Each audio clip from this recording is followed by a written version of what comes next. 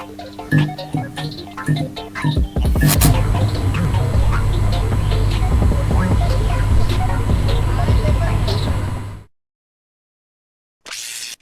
fully charged. Launch ready for WWE Aftershock in 3, 2, 1.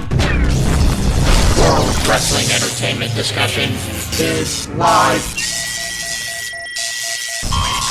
Cue host Owen Finch.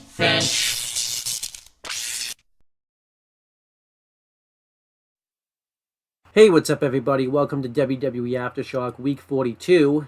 I'm Owen the Birdman Finch, and as I predicted was going to happen, I just recorded this same podcast using Cyberlink and everything like that, and my audio just completely cuts out like 3 minutes in. Not even 3 minutes in, like 13 seconds in. So, doing this for a second time in a row. Like, legit, I just tried recording it. I knew it wasn't going to work, and yeah. I guess it's time to give it a Cyberlink off my laptop because I don't even use it anymore, and every time I do, it's just not working. So, yeah. I'm going to cover this week's stuff again. I'm hoping I don't have to use my notes too much this time around because I just literally talked about this stuff. So, I should be able to memorize it for the most part. So, let's just get into this week's stuff. I'm going to follow house show rules and do main event first since it's recorded before Raw. But it aired on October 18th, 2020. The commentary team was Wade Barrett and Byron Saxton. We had 2 matches, and I like the fact that we're going back to the format of where it's like a showcase for NXT talent. Kind of gives them a chance to work the main roster. The first one was, damn, I knew what it was before I just said it, so I guess I gotta look it up. Oh, no, it's Chad Gable versus Trick Williams. This was good stuff. I liked this. Trick Williams was really over here. They had a really nice back and forth match. Chad Gable won. He won with a roll-up. But yeah, they gave Trick Williams a lot of offense, and he was really over. So, can't complain about it. Then we had Akira Tozawa versus Nathan Frazier. This match was very good back and forth match. This was kind of the end of their trilogy since Tozawa won the first match that they had on main event, and Frazier won the second match in the Global Invitational. And Tozawa won this match. He beat him with a roll-up. And yeah, Tozawa beats Frazier, but overall, it was very good. Like, they gave Nathan Frazier a lot of offense, and there was points where it looked like he could have won, but it wasn't to be. So, overall, very good stuff there.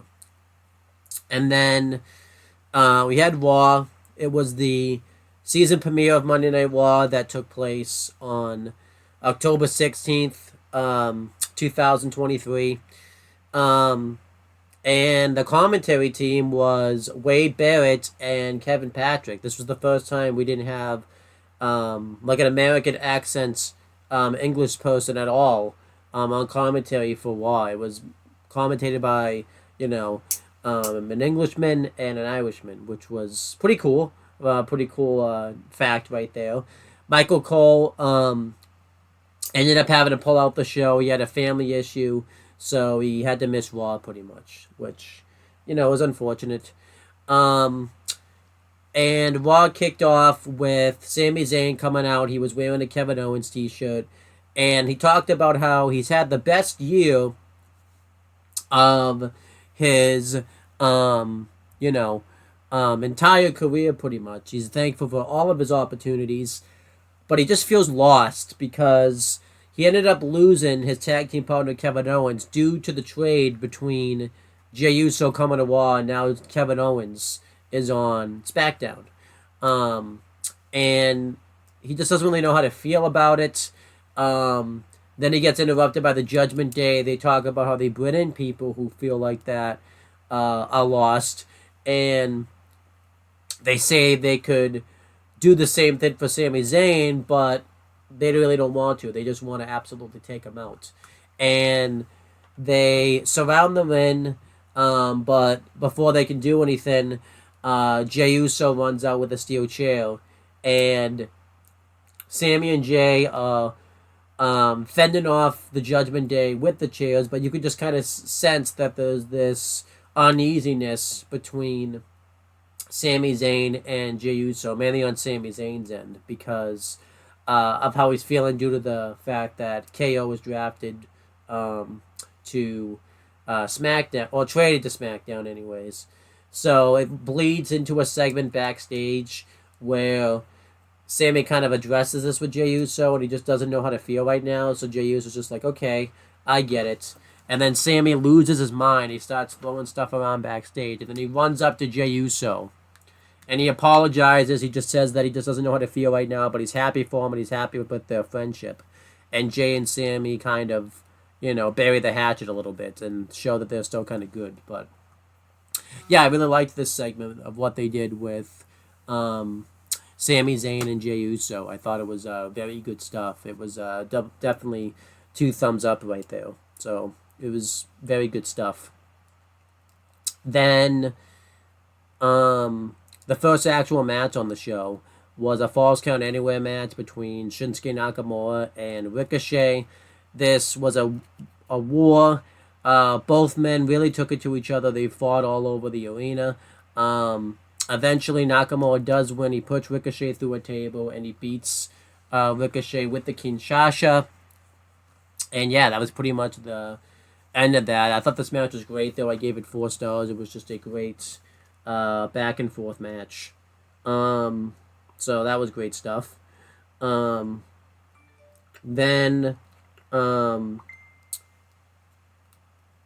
yeah, another thing that happens is I'm trying to get my notes for Raw, and I'm using my old phone because my new phone doesn't work if you watch Bash at the Beach 2000. So,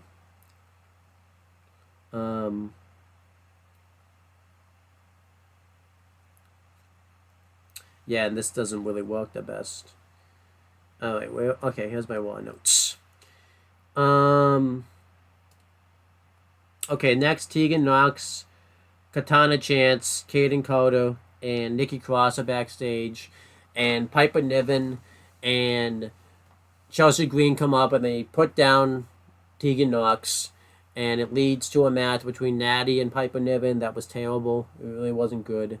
Piper Niven won that, and then they go to beat down Natalya some more, but Tegan Nox runs out to make the save, and that was that. This was no good. It was a star. I didn't like this.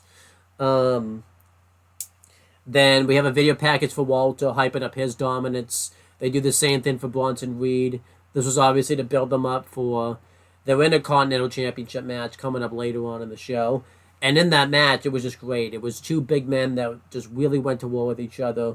And Walter won with the powerbomb, and it was great. I gave it 4.5 stars. They really made Bronson Reed look really strong, and they made Walter look really strong too. So I really liked this match a lot. Then the Judgment Day are backstage. They talk about how they want to get their tag titles back, and Rhea Ripley said that she has a plan because she put in a phone call. And then later in the night, Cody Rhodes and Jey Uso get interviewed. They talk about how they just want to put Judgment Day behind them and focus on being a team. And in the tag title match, it's really great stuff. It's a very back and forth tag title match. And eventually Jimmy Uso interferes. He attacks Jey Uso, which allows Finn Balor to hit the coup de grace on Jey Uso. And Judgment Day become the new champions again. They win the WWE Undisputed Tag Team titles, and they have pyro and everything like that. I like the match. I give it like 4 stars. I didn't really like the finish too much. I didn't really understand the point of taking the tag titles off Judgment Day just to put it right back on them a little over a week later. It just really didn't make sense to me. And I thought the match was a little overbooked, so I gave it 4 stars. Then Marcel Bartel with Fabian Aichner faced Johnny Gargano. This happened a little earlier in the show. It was very good. I give it like 3 3/4 stars. Eventually, after Gargano's trying to overcome the odds, eventually the numbers game catch up to him, and Marcel Bartel beats him. But I thought Gargano looked really strong in defeat. He was about to win on various occasions, but he just didn't win because of the numbers game. So I thought they made him look pretty strong in defeat. So, I mean, I would have loved to see Gargano win his return match, but it wasn't to be. Then later in the night, Walter tells Imperium that next week he wants Gargano to be sent out in a stretcher. So there's that.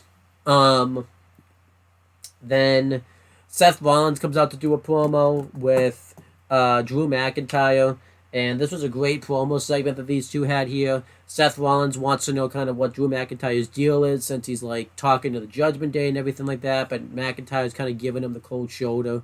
And yeah, this played into the emotions really well of Drew McIntyre, where he talked about like how he just can't let go of the bloodline because when he won the WWE when he won the WWE Championship, it was during the height of the pandemic, and when he was about to win the title in front of his hometown, the bloodline took it away from him. And Seth said that he's going to beat Drew, and it's going to be the best thing that happens to him. So, yeah, definitely just go check out the Seth Drew McIntyre segment. I thought that was very good stuff. Really played into the continues the build up of Drew McIntyre turning heel and everything like that. And later in the night, he has a confrontation with Sami Zayn where they're kind of talking about trust issues with Jay and everything like that. And it kind of sets up a match between Sami Zayn and Drew McIntyre for next week. So that was good stuff. Then it shows Rey Mysterio reacting to Logan Paul. He says he'll confront him on SmackDown about a U.S. title match. Becky Lynch is backstage. Indy Hartwell wants an NXT Women's title match, but so Becky goes to talk to Adam Pearce about it. And when she does, Adam Pearce says he's going to confirm it with Shawn Michaels. And later in the night, Shawn Michaels confirms it. So, yeah, I like the way they set up an NXT Women's title match there. We had Rhea Ripley versus Shayna Baszler. This was a pretty good match. They made Rhea Ripley look like a really big threat towards... they made Shayna Baszler look like a really big threat towards Rhea Ripley. Eventually, it spills into chaos. Nia Jax tries to interfere, and Raquel Rodriguez tries to prevent it, but she's not successful. And then Zoe Starks attacks Shayna. Not Shayna. Nia. And everybody gets into a brawl with each other, and it leads to everybody just... it leads to Zoe Starks standing tall, and backstage Adam Pearce says that Rhea Ripley is going to defend her Women's World title in a fatal 5-way match against... Nia Jax, Raquel Rodriguez, Zoe Stark, and Shayna Baszler. So I'm looking forward to that match at Crown Jewel. I think that would be great. The Miz gets interviewed. He gets cut off. He's upset that he wasn't, that he was held off of the season premiere of Raw. And then he gets cut off by Nia Jax, who cuts a bad promo. And then, he's just upset. They've run out of time, so he can't say anything else. And then Alpha Academy have a backstage segment where they're doing a training session with Tozawa, and the New Day come up, and it leads to a tag match for next week. So that was that. Then they talk about Kofi Kingston's charity work, and how they've named a library after him now and stuff, and that was pretty much the last thing we saw. Well, the last thing on Raw was the tag title match, but I already talked about that, so... Yeah. Going over my Raw star ratings, since it was the season premiere, I did star ratings. I'll just say them again real quick in case I missed any. Falls Count Anywhere match was 4 stars. Piper Niven Natalia was 1 star. Marcel Bartel, Johnny Gargano was 3 3/4 stars. Shayna Rhea was 3 1/4. Bronson Reed Walter was 4.5, and the tag title match was 4 stars. So, yeah, great night for wrestling. Wrestling wise on Raw. Overall, I'll give Raw a B+. The only thing that held it down was Nia's bad promo, and I didn't like the fact that they just gave the belts right back to Judgment Day. So, there's that. Doing predictions for Raw next week, because we have a loaded show. We're going to have Jey Uso versus Damian Priest. I imagine Jey Uso will win that since, he took the fall losing the tag title, so they'll need to kind of get his momentum back on his side. So I imagine Jey Uso will win that. Drew McIntyre versus Sami Zayn. Since Drew McIntyre is facing Seth at Crown Jewel, I think Drew will win that, but I think there's going to be some shenanigans, but nothing that's going to turn Drew fully heel, but there'll be a way where it still builds to his heel turn. We're going to have the NXT Women's title match, Becky Lynch defending against Indy Hartwell. Since Becky's going to be at Halloween Havoc defending her title, I think Becky Lynch will retain. They did do a segment backstage where Becky had a face-to-face segment with Jade Cargill, which was good, so I want to make sure I mentioned that happened on Raw, so they're still trying to get Jade Cargill involved. Other matches that I think I'm pretty sure are going to happen is Johnny Gargano versus Fabian Aichner. I imagine Gargano will win, but I still think Imperium will be successful in sending Gargano out on a stretcher. And then we're going to have the New Day versus Alpha Academy. I think the New Day are going to be the next team. They get a tag title shot after Cody and Jay get their rematch, so I think the New Day should win. They've been taking a lot of big losses lately to the Viking Raiders and things, so I think they need to win. So that was pretty much everything on the side of things on Raw. I'll cover the bump now, because why not? The bump took place on October 18th, 2023. It was hosted by Megan Morant, Matt Camp, and Ryan Popola. They did an intro where it showed Austin Theory watching the segment with The Rock over and over again. And then they started the show. They broke down the week of what was going on in wrestling. They interviewed Austin Theory. They talked about everything that's going on with him recently and his tag team with Grayson Waller. They brought him on. And then Adam Pearce has a interview. And yeah, he talked about his promotion and everything like that. And that was the bump. It's great stuff. I love the bump. I thought it was B+. I like the interaction between Grayson Waller and Austin Theory. Then we have NXT. That took place on October 17th, 2023. We had the tag team, Bada Boom, Bada Ben, Battle Royal. We had all the teams in there. It wasn't good. Just go watch it. It was terrible. It broke down to a tag match with Chase U versus Garza and Hikario. And they had Theo and JC Jane out there like cheerleaders. And Chase U won. I'm happy they're getting a tag title shot. I think they're getting that on night 2 of Halloween Havoc. But overall, the Battle Royal wasn't good, but the match between Garza and Carrillo and Chase U was. Then we had a vignette for Blair Davenport where she challenged Gigi Dolan to a rematch. Later in the night, Gigi Dolan accepted, and she wanted to add a stipulation to it on Halloween Havoc. And they did a spin the wheel, make the deal, and it landed on a lights out match. So that match is going to happen. Given my quick prediction, I think they'll give the winner Blair Davenport since they need to get some momentum back on their side. Luxus Ken's had a vignette where he talked about how he's going to denounce his father now and go with his new name, and he's going to debut at Halloween Havoc. I'm looking forward to seeing what he does.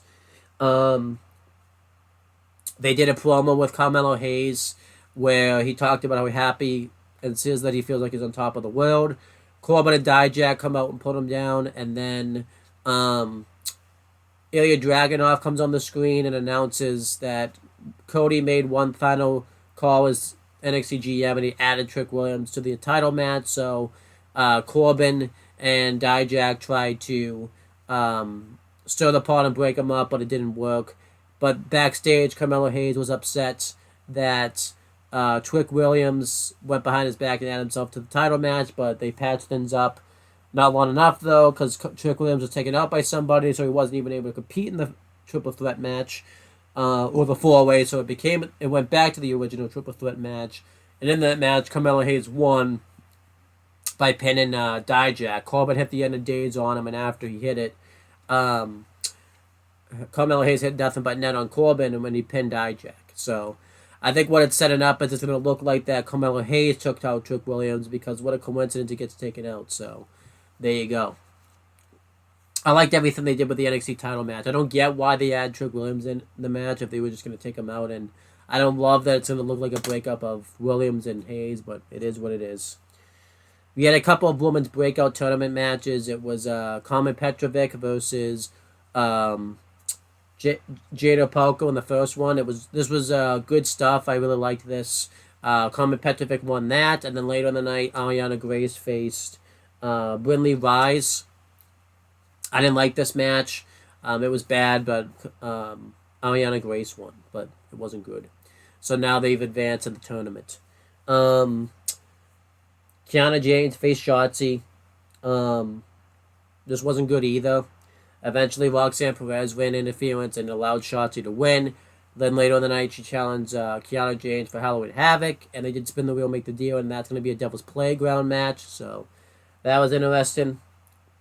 It was an update on Von Wagner's recovery, and he's not doing well, but there's progression coming. And later in the night, Braun Breaker and Mr. Stone had a segment where Mr. Stone challenged Braun Breaker to a match in Halloween Havoc, which looks like it's going to take place on night 2 of Halloween Havoc. So that would be exciting. Tegan Knox was backstage getting ready for a match with Lyra Valkyria. Lyra came up, or Natty came up to show support. In the match, Chelsea Green and Piper Niven attacked Natalya, which distracted Tegan Knox long enough for Lyra to get the win, and then there was a big brawl with them, and then Becky did a promo on Lyra. Then later in the night, Lyra says that her big week's next week, and when she walked off, she was like watching TV, and it's so that Jay Cargill was on the screen. So there's something brewing there. Just want to make sure I didn't miss anything. Fallon Henley has a pep talk with the NXT Breakout Tournament competitors, and Tiffany Stratton comes up, and they get into a thing. I don't know. Then Dominic Mysterio gets interviewed, and he brawls with Nathan Frazier because they're setting up a match between them for the North American title. And then All Mental and Last Legend get interviewed. They talk about how upset they are that Jakara Jackson's injured, and they have Noam Dar on the phone, and they really put that over. And then eventually, Akira Tozawa comes up and says that he's looking for Noam Dar, so that was good. Overall, I thought NXT was really solid. I'll give it like a B. I thought there was some booking stuff I didn't agree with, but overall, I liked NXT. Doing some quick predictions of night 1 of Halloween Havoc. Becky Lynch, I think, will retain her NXT Women's title against Indy Hartwell. I think Blair Davenport will beat Gigi Dolan in the Lights Out match. I think in the semifinal matches in the Breakout Tournament, Kalani Jordan will advance against Ariana Grace. And I'm trying to remember the name. Lola Vice will advance against Carmen Petrovic. And I think that's everything that's going to happen in Halloween Havoc. At least night 1, I don't think. I think everything else is night 2-ish. So, then we have Level Up. Idris Inoue and Malik Blade defeated Boa and Dante Chen. That match was okay. They kind of set up that Boa and Dante Chen were kind of an oddball tag team, so whatever. And then they did an interview with Fallon Henley to hype up a match with Last Legend. In that match, in the main event, Fallon Henley beat Last Legend, so that was whatever. Level Up's a C-. It was very average. There's no reason to see that. Then on SmackDown, that took place on October 20th, 2023, the same day as Level Up. And we had the commentary team of Michael Cole, Corey Graves, and Kevin Patrick. Paul Heyman did a promo really putting over Roman Reigns, and he tries to put over LA Knight, says he was a big fan of his, but he says that Roman Reigns is going to smash him at Crown Jewel, and the spear he gave him was a warning shot. LA Knight did a really great promo that you just have to go watch for yourself on Paul Heyman, and says that he's going to beat Roman Reigns at Crown Jewel, which set up very nicely for the contract signing they're going to have on the FS1 episode of SmackDown. Then Santos Escobar faced Montez Ford. There was a really good segment with the Street Profits and Bobby Lashley backstage hyping it up. And in that match, Montez Ford beat him with a roll-up after a ton of outside interference. And afterwards, the Street Profits go to beat down Santos even more. And then Carlito made the save. And backstage, the LWO were happy. And Rey Mysterio thanked them for making the save. But Santos didn't look happy about it. So I liked all the stuff that they did here. Logan Paul called out Rey Mysterio, and he says that he doesn't really feel like he has anything to prove to Rey since he's already beaten him. He mentions all the changes that's happened since he did beat Rey, but says that he wants the U.S. title, and Rey comes out and says that he's going to give some tough love to Logan Paul, and the match gets made official for Crown Jewel. So really looking forward to that. I think they're going to have a really good U.S. title match. And then Grayson Waller and Austin Theory beat Dragon Lee and Cameron Grimes in a really good match. John Cena came out. This was after they did a backstage segment with the Bloodline where they saw Cena arrive. And Cena's upset. He's contemplating retirement because he's gone 2,200. He's gone 2,000 in 2 days without winning a singles match, and he hypes himself back up though. He calls it an open challenge. Solo comes out. They brawl, but Cena gets outnumbered because Jimmy comes out there, and then Jay hops the barricade. He's in a mask and he beats up Jimmy Uso, and it has to get broken up. And backstage, Nick Aldis finds Jey Uso, and Adam Pearce, who was also there. He has Jey Uso and Adam Pearce thrown out of the building. So they're doing some type of war between Raw and SmackDown, which I like that because it feels natural this time. Kathy Kelly interviews Kevin Owens about his future on SmackDown. That was really good. Just go watch that for yourself. I want to make sure I didn't miss anything before I cover the women's title match. The Unholy Union basically say that they're still going to come after the tag titles. And Pretty Deadly get attacked. They're at a spa relaxing, and they get attacked by the Brawling Brutes. And then, we had the women's title match in the main event of the show.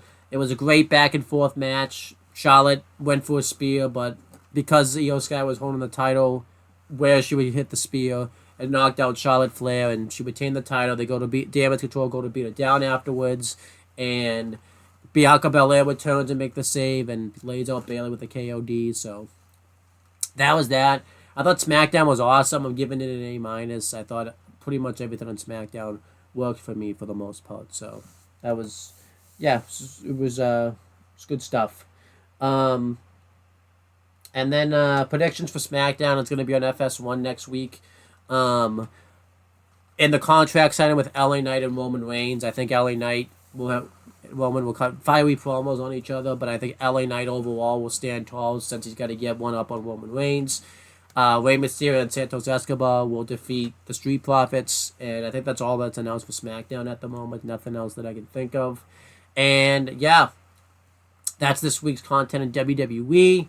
No news really. The only news really is that Io Sky and Walter are both aren't going to be at Crown Jewel because there's a live event that same day, and they're going to do that show in the States. So they're both aren't going to be there, but that's the show. Sorry, it's not much of a show, but my throat hurts, and I don't want to do this again. So that's pretty much it, guys. Talk to you later. Podcast has concluded. Be sure to check out more group discussion as far as WWE content is concerned, and check out more content from For the Win Productions.